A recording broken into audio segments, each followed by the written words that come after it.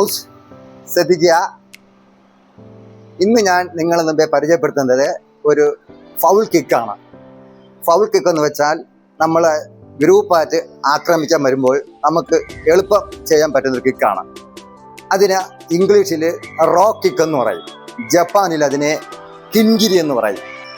ഈ കിക്ക് നമ്മളെ ഗ്രോയിൻസിലാണ് ചെയ്യുന്നത്. നമ്മളെ വർമ്മഭാഗം അത് കാലിൻ്റെ എന്താ ഈ ബോണ് കൊണ്ടാണ് ആ കിക്ക് ചെയ്യുന്നത്. അത് പ്രത്യേകം ശ്രദ്ധിക്കുക.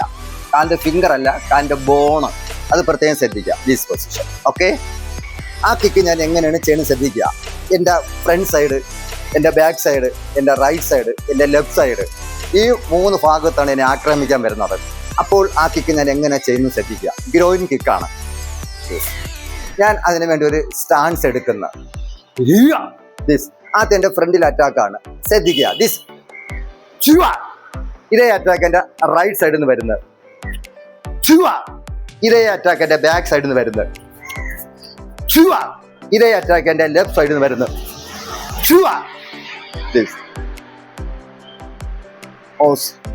എൻ്റെ കിക്ക് ഇഷ്ടപ്പെട്ടെങ്കിൽ എല്ലാവരും എനിക്ക് ലൈക്ക് ചെയ്യുക. നമസ്കാരം. Black belt round the waist, discipline about the cascade. Sharp slicing through these fake parades.